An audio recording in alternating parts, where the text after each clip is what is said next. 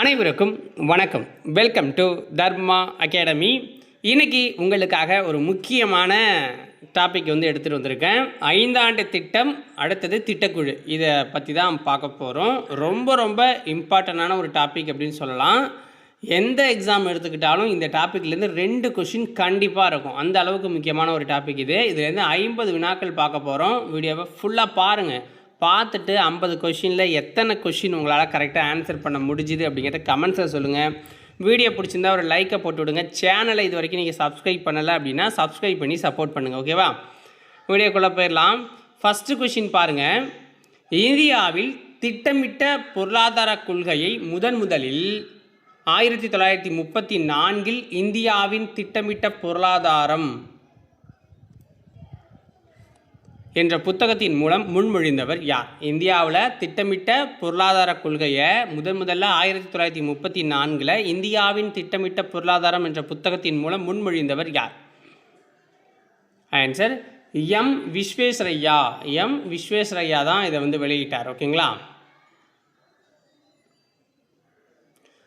So 10 ஆண்டுகளுக்கு ஒரு இந்தியாவோட பொருளாதார வளர்ச்சியை மையமாக வச்சு இந்த புத்தகத்தை அவர் எழுதினார். ஸோ இதனால தான் இந்திய திட்டமிடலின் தந்தை அப்படின்னும் அழைக்கப்படுறாரு. அடுத்த வினா, 1938ஆம் ஆண்டு இந்திய தேசிய காங்கிரஸின் ஹரிபுரா மாநாட்டில் தேசிய திட்டக்குழு அமைக்கப்பட்ட போது அதன் தலைவராக இருந்தவர் யார்? 1938 இந்திய தேசிய காங்கிரஸின் ஹரிபுரா மாநாட்டில் தேசிய திட்டக்குழு அமைச்சாங்க. அப்போ அதை தலைவராக இருந்தவர் யார்? ஜவஹர்லால் நேரு அவர்கள் தான். ஸோ ஹரிபுரா காங்கிரஸ் மாநாட்டோட தலைவர் யார்? சுபாஷ் சந்திர போஸ். ஓகேங்களா? ஸோ அவர் தான் இந்திய தேசிய திட்டக்குழுவை உருவாக்குவார். ஆனால் இந்த திட்டக்குழுவோட தலைவராக நியமிக்கப்பட்டவர் ஜவஹர்லால் நேரு. ஓகேங்களா? மாநாட்டோட தலைவர் யார்? சுபாஷ் சந்திர போஸ். அந்த மாநாட்டில் ஏற்படுத்தப்பட்ட திட்டக்குழுவோட தலைவர் ஜவஹர்லால் நேரு. கரெக்டாக ஞாபகம் வச்சுக்கணும். இந்தியாவின் திட்டக்குழு எந்த ஆண்டு எந்த தேதியில் ஒரு சாரா அரசியலமைப்பு மற்றும் ஆலோசனை அமைப்பாக தொடங்கப்பட்டது? இந்தியாவின் திட்டக்குழு எந்த ஆண்டு எந்த தேதியில் ஒரு சாரா அரசியலமைப்பு மற்றும் ஆலோசனை அமைப்பாக தொடங்கப்பட்டது? 1950 மார்ச் 15 தொடங்குறாங்க. இந்திய நாடாளுமன்றத்தின் சாதாரண தீர்மானம் மூலமாக இதை கொண்டு வராங்க. ஸோ இப்போ நீங்கள் ஆல்ரெடி எல்லாருமே படிச்சிருப்பீங்க. ஸோ ரிவிஷன் பண்ணுறதுக்கு உங்களுக்கான ஒரு பெஸ்ட்டு புக்ஸை தான் நான் கொண்டு வந்திருக்கேன். நம்மக்கிட்ட பார்த்தீங்க அப்படின்னா ஜிஎஸ்க்கு எல்லா சப்ஜெக்ட்டுக்கும் புக் இருக்குது. ஸோ இந்த காம்போவில் பார்த்தீங்க அப்படின்னா history, INM, geography, polity, economy அப்படிங்கிற 5 புக்ஸும் இந்த காம்போவில் கொடுக்குறோம். 999க்கு கொடுத்துக்கிட்டு இருக்கோம். டெலிவரி சார்ஜ் ஒரு 60 ருபீஸ் பே பண்ணுற மாதிரி இருக்கும். உங்களுக்கு தேவை அப்படின்னா என்னுடைய வாட்ஸ்அப் நம்பருக்கு மெசேஜ் பண்ணுங்கள். இது மட்டும் இல்லாமல் தமிழ் புக் இருக்குது, சயின்ஸ் இருக்குது, ப்ரீவியஸ் இயர் கொஷின்ஸ் இருக்குது. அது தேவைனாலும் வாங்கிக்கலாம். ஓகேவா? ஸோ என்னோடய வாட்ஸ்அப் நம்பர் நோட் பண்ணிக்கோங்க தேவைப்படுறவங்க. 96 98 64 51 26. இது என்னோடய வாட்ஸ்அப் நம்பருங்க. ஓகேங்களா?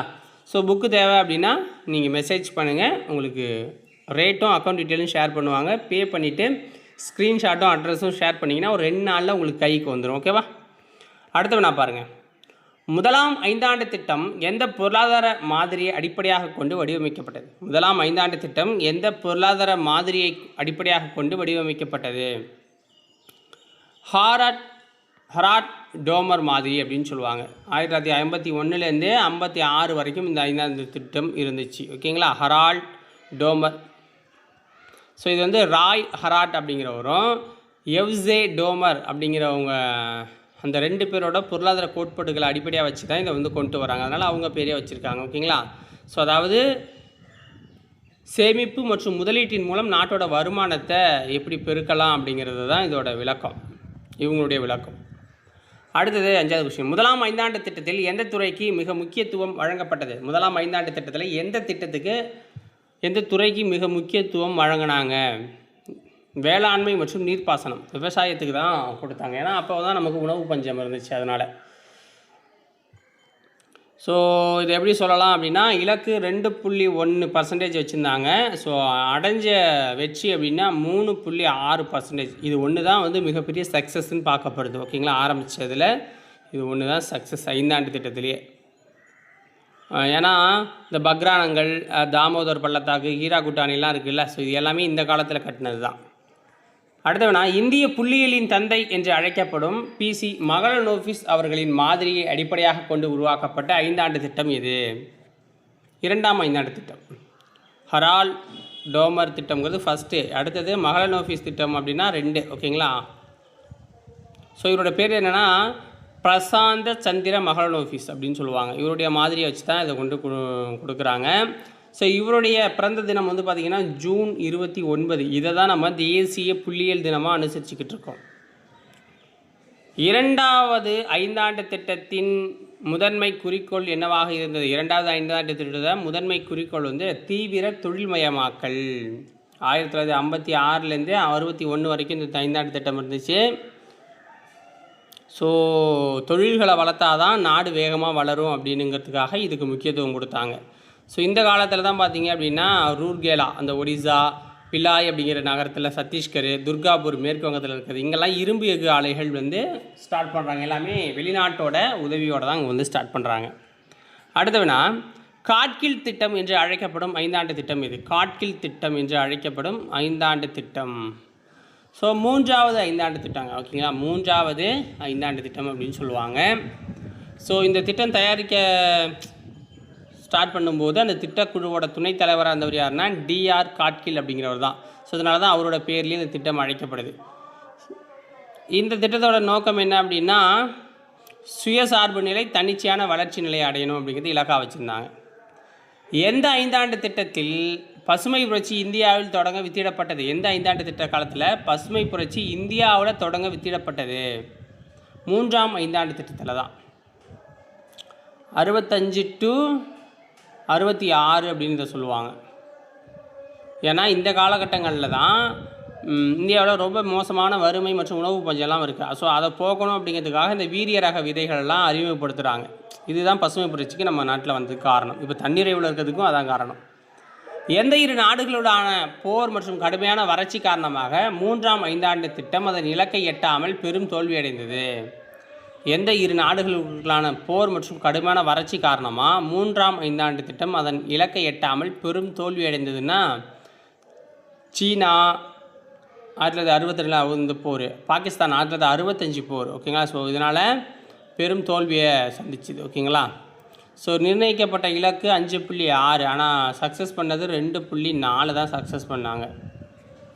இந்தியாவில் திட்ட விடுமுறை காலம் என்று அறிவிக்கப்பட்ட காலம் எது? இந்தியாவில் திட்ட விடுமுறை காலம் அப்படின்னு அறிவிக்கப்பட்டது 1966 to 69. ஏன்னா 3ஆம் 5 ஆண்டு திட்டம் தோல்வி, அதனால் ஏற்பட்ட அப்புறம் போர்னால் ஏற்பட்ட கடுமையான நிதி நெருக்கடி. ஸோ அதனால் என்ன பண்ணுறாங்க அப்படின்னா அந்த பெரிய திட்டத்தை போட முடியல அதுக்கப்புறம், ஏன்னா நிதி நெருக்கடி இருக்கிறதால. ஸோ அதனால் 3 ஆண்டுகளுக்கு திட்டங்களுக்கு விடுமுறை அளிக்கிற மாதிரி சொல்கிறாங்க. திட்ட விடுமுறை காலத்தில் 5 ஆண்டு திட்டங்களுக்கு மாற்றாக என்ன திட்டங்கள் செயல்படுத்தப்படுது? அந்த 3 வருஷம் ஸ்டாப் பண்ணாங்கன்னு சொல்லியிருந்தோமா, அந்த திட்டங்கள் என்ன பண்ணாங்கன்னா ஓராண்டு திட்டங்களாக கொண்டு வராங்க. 5 ஆண்டு திட்டங்களுக்கு பதிலாக ஓராண்டு திட்டம். ஸோ 6 to 67, 67 to 68, 68 to 69 அப்படின்னு 3 தனித்தனி ஓராண்டு திட்டங்களாக கொண்டு வருவாங்க. இதில் வேளாண்மை, தொழில்துறைக்கு சம முக்கியத்துவமாக கொடுத்து செயல்படுத்தினாங்க. 4ஆம் 5 ஆண்டு திட்ட காலத்தில் இந்திரா காந்தி பிரதமராக இருந்தபோது எத்தனை தனியார் வங்கிகள் முதலில் தேசியமயமாக்கப்பட்டன? 14 வங்கிகளை ஃபஸ்ட்டு தேசியமயமாக்குறாங்க. 1969 ஜூலை மாதம் 19ஆம் தேதி 50 கோடிக்கு அதிகமாக வைப்புத்தொகை வச்சுருந்த 14 பெரிய வணிக வங்கிகளை இந்திரா காந்தி வந்து பிடுங்கி தேசியமயமாக்குறாங்க. அதுக்கப்புறம் பார்த்திங்கன்னா 1980 ஒரு 6 வங்கியை தேசியமயமாக்குறாங்க. வறுமை ஒழிப்பு என்ற புகழ்பெற்ற முழக்கம் எந்த 5 ஆண்டு திட்டத்தில் முதலில் சேர்க்கப்பட்டது? வறுமை ஒழிப்பு என்ற புகழ்பெற்ற முழக்கம் எந்த 5 ஆண்டு திட்டத்தில் முதலில் சேர்க்கப்பட்டது? 5ஆம் 5 ஆண்டு திட்டத்தில் சேர்க்குறாங்க. ஸோ வறுமை ஒழிப்பு, சுயசார்பு நிலை, இதுதான் அதோட முக்கிய நோக்கமாக இருந்துச்சு. 5ஆம் 5 ஆண்டு திட்டத்திற்கான வரைவை தயாரித்து முன்மொழிந்த பொருளாதார அறிஞர் யார்? டிபி தார் அப்படிங்கிறது தான். டிபி தார். ஸோ வேளாண்மைக்கும் அப்புறம் அதுக்கப்புறம் பாதுகாப்பு மற்றும் தொழில்துறைக்கும் முக்கியத்துவம் கொடுக்கறதுக்காக இதை கொண்டு வந்தாங்க. இலக்கு 4.4 வச்சுருந்தாங்க, அடைஞ்சது 4.8. ஓகேங்களா? அடுத்த வினா, இந்தியாவில் 20 அம்ச திட்டம் இந்திரா காந்தியால் எந்த ஆண்டு கொண்டு வரப்படுது? இந்தியாவில் 20 அம்ச திட்டம் அப்படிங்கிறத இந்திரா காந்தி எப்போ கொண்டு வந்தாங்க? 1975. வறுமை ஒழிப்பு, ஊரக வளர்ச்சி, கல்வி, சுகாதாரம், ஸோ இது மாதிரி மக்களோட நலனை மேம்படுத்தணும் அப்படிங்கிறதுக்காக 1975 ஜூலை மாதம் 7ஆம் தேதி இதை தொடங்குறாங்க. ஸோ அதுக்கப்புறம் 1982, 86, 2006 இதை அப்பப்போ மாற்றி அமைப்பாங்க. 1978 மத்தியில் ஆட்சிக்கு வந்த மொரார்ஜி தேசாய் தலைமையிலான ஜனதா கட்சி அரசு 5ஆம் ஐந்தாண்டு திட்டத்தை ஓராண்டுக்கு முன்பே முடித்துவிட்டு அறிமுகப்படுத்திய திட்டம் எது? சுழல் திட்டம் அப்படின்னு சொல்லுவாங்க. சுழல் திட்டம். ஏன்னா காங்கிரஸ் இல்லாமல் முதல் மத்திய அரசா அப்போ அதுதான் மொரார்ஜி தேசாயோட அரசு தான் வந்தது ஃபஸ்ட்டு 1977. ஓகேங்களா?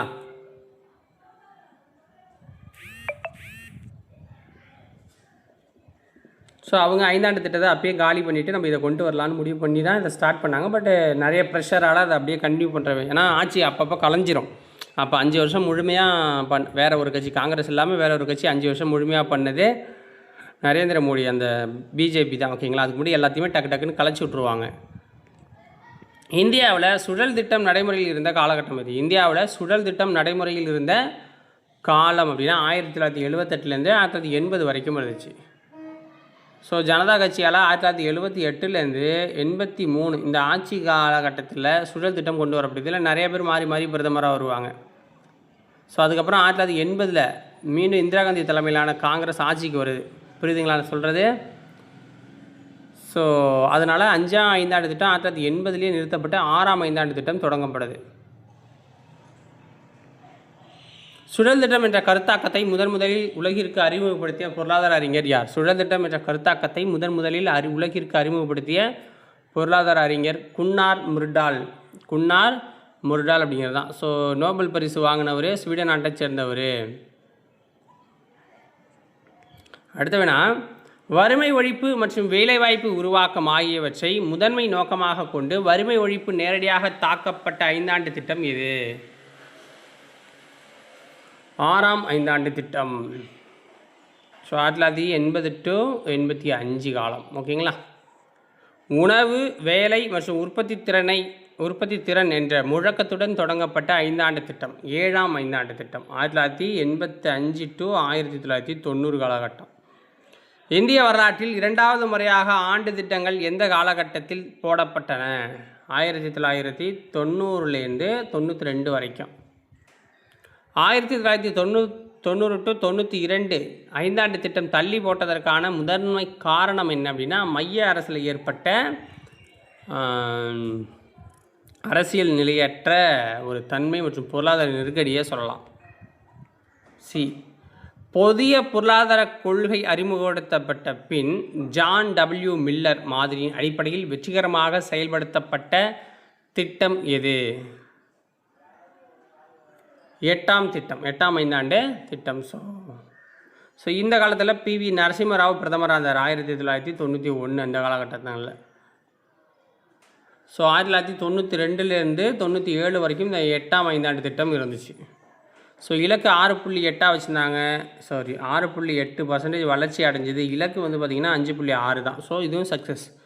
மனிதவள மேம்பாட்டிற்கு, அதாவது கல்வி, சுகாதாரம் மற்றும் வேலைவாய்ப்புக்கு முதலிடம் கொடுத்த ஐந்தாண்டு திட்டம் இது 8ஆம் ஐந்தாண்டு திட்டம்.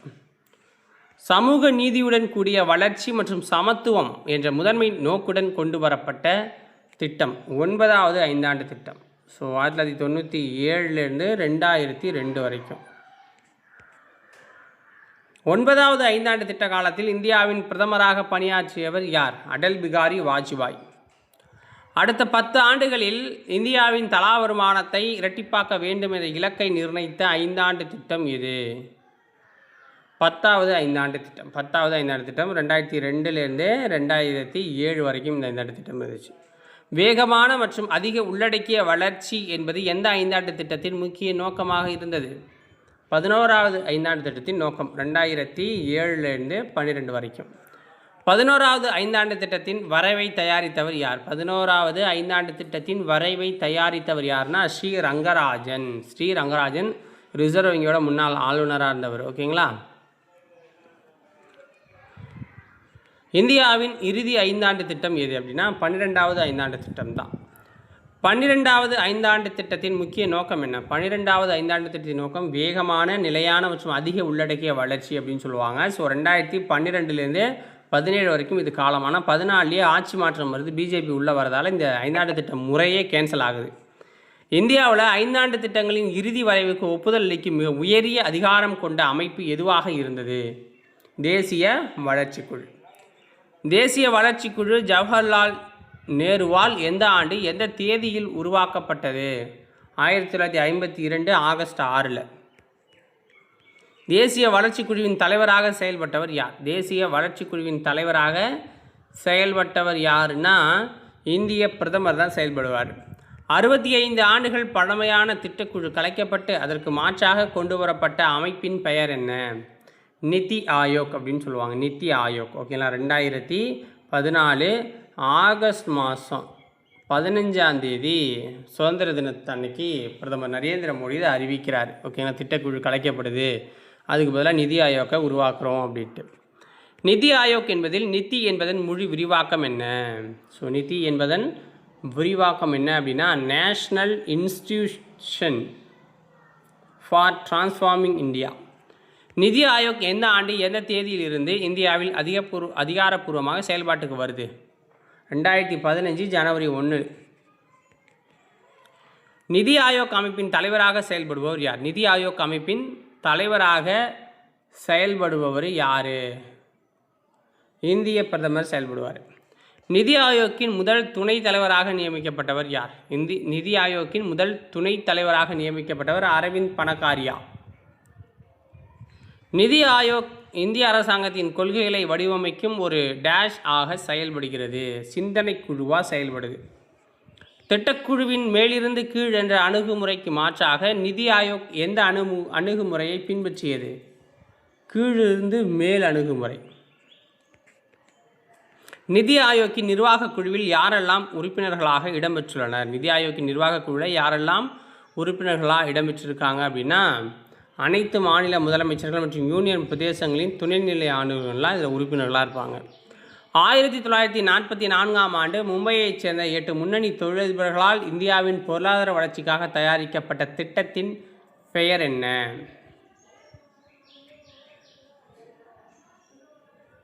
பம்பாய் திட்டம் அப்படின்னு சொல்லலாம். பம்பாய் திட்டம்.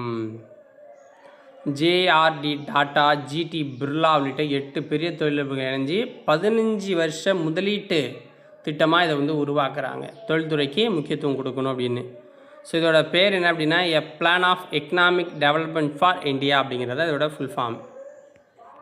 1945இல் எம்என் ராய் என்பவரால் நுகர்வோர் பொருள்கள் மற்றும் விவசாயத்திற்கு முக்கியத்துவம் கொடுத்து உருவாக்கப்பட்ட திட்டத்தின் பெயர் என்ன? மக்கள் திட்டம். 1950ஆம் ஆண்டு மகாத்மா காந்தி மற்றும் வினோபா பாவே ஆகியோரின் கருத்துக்களை அடிப்படையாக கொண்டு ஜெய்பிரகாஷ் நாராயணன் என்பவரால் வெளியிடப்பட்ட திட்டம் எதுனா சர்வோதயா திட்டம். சர்வோதயா திட்டம் அனைவரின் மேம்பாடு அப்படிங்கிற காந்திய கொள்கைக்கு. கூற்று: நிதி ஆயோக் மாநிலங்களுக்கு நிதி ஒதுக்கும் அதிகாரத்தை கொண்டிருக்கவில்லை. நிதி ஒதுக்கும் அதிகாரம் தற்போது மத்திய நிதி அமைச்சகத்திடம் மட்டுமே ஒப்படைக்கப்பட்டிருக்குங்கிறாங்க. ஸோ ரெண்டும் சரிதான். பொறுத்துக. ஐந்தாண்டு திட்டங்களின் இலக்கு மற்றும் மாதிரிகள். முதலாம் ஐந்தாண்டு திட்டம் வந்து ஹராட் டோமர் மாதிரியை அடிப்படையாக கொண்டது. இரண்டாம் ஐந்தாண்டு திட்டம் பிசி மகளனோஃபிஸ் மாதிரின்னு சொல்லுவாங்க. ஐந்தாவது ஐந்தாண்டு திட்டம் அப்படிங்கிறது வறுமை ஒழிப்புக்கானது. 8ஆம் ஐந்தாண்டு திட்டம் புதிய பொருளாதார கொள்கைக்கானது. நிதி ஆயோக் வெளியிடும் நிலையான வளர்ச்சி இலக்குகள் குறியீடு இட்டில் தொடர்ந்து முதலிடம் வகிக்கும் இந்திய மாநிலம் எது? கேரளா. இந்தியாவின் திட்டக்குழுவின் இறுதி துணைத் தலைவராக பணியாற்றியவர். இந்தியாவின் திட்டக்குழுவின் இறுதி துணைத் தலைவராக பணியாற்றியவர் யாருன்னா மொன்டேக் சிங் அலுவாலியா. மொன்டேக் சிங் அலுவாலியா அப்படிங்கிறவர் தான் இறுதி தலைவராக இருந்தார், இறுதி துணைத் தலைவராக இருந்தார். ஸோ இதோட இந்த 50 கொஷின் முடியுது மக்களே. உங்களுக்கு இந்த 50 கொஷினில் எத்தனை கொஷின் கரெக்டாக ஆன்சர் பண்ணீங்க அப்படிங்கிறத கமெண்ட்ஸில் சொல்லுங்கள். நான் வேறொரு வீடியோவில் உங்களை வந்து சந்திக்கிறேன். நன்றி, வணக்கம். ஸோ வினா வங்கி புத்தகங்கள் தேவை அப்படின்னா கண்டிப்பாக நீங்கள் வாங்கி பயன்படுத்துங்க. நன்றி, வணக்கம்.